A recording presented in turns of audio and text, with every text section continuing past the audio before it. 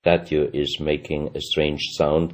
I do not open it just right away, but I did several X-rays, and you can see here on the right picture one of the X-ray photos, and you see that inside the closed statue already the round ball, the chrome steel ball, was existing.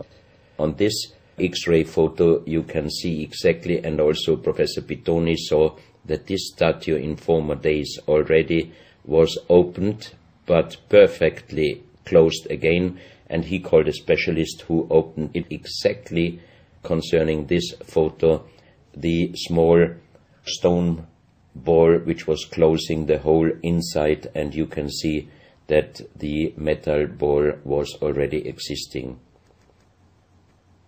Some of you might have watched several pictures, photos on the internet of giant skeletons found in desert, in India, in China and other places.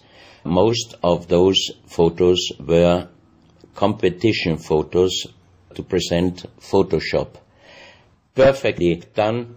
I also was quite impressed when I received first time one of those photos, but these photos I'm showing you now, they are definitely not coming out from a Photoshop competition. These photos are real skulls and skeletons. This skull was found in a tunnel system underground in Colombia. The skull is dated up to 11,000 years. The skull is bigger than normal skull, and the front teeth of the jaw are lined up in a different way than our teeth.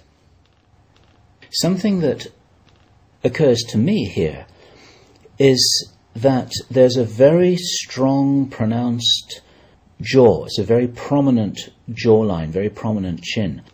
And here you see a photograph that was shown to us by a Project Camelot insider. Now, this isn't a real photograph. This is a scene from the old Arnold Schwarzenegger movie Conan the Barbarian.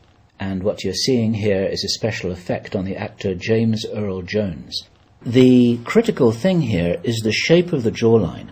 Our witness, who had spent time with the Anunnaki in real time, in the present day, said that one of the things that characterizes them, besides their size, which he says was 8 or 9 feet tall, he said they're very large and they're very strong and they look larger than that. But that's round about their height, which matches exactly the 2.6 meters that Klaus has been talking about. He said it's a very prominent, strong jawline, and this is what strikes me about these skeletons, these skulls here that we're looking at right now. Didn't know. No, you need to know this. Back to Klaus. So once again, here you have a very old photo done in a museum in La Valletta in Malta, and it shows several long skulls, and the explanation is deformed skulls, but they are very long, going to the back. This is one of several very, very strange skulls. They are presented in a small museum in Ica, in Peru. Ica is located close to the famous Nazca lines, and the museum is called Museo Maria Reiche, the German lady who was researching her whole life about the Nazca lines. And in this museum you can see the most strange skulls I ever saw, all found in this area close to the Nazca lines. So the question is, what kind of humans were living there, and how did they get those skull forms?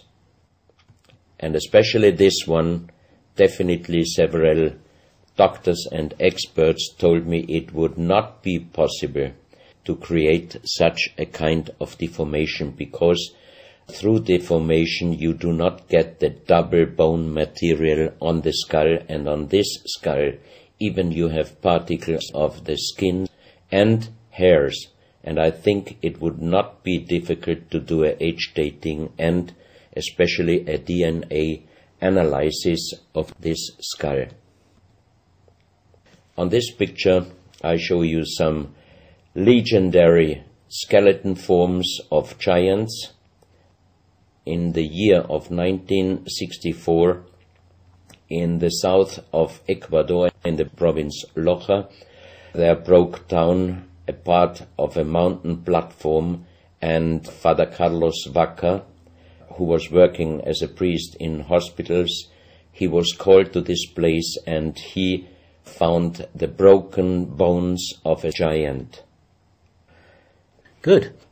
Well, Klaus, I asked you if you would take us on a journey, and for the last nearly an hour, I think it is, you've taken us on a fascinating journey not only around the world, but through time, back as long ago as 17,000 years. And it's a real reminder of how little we know about what our history really is.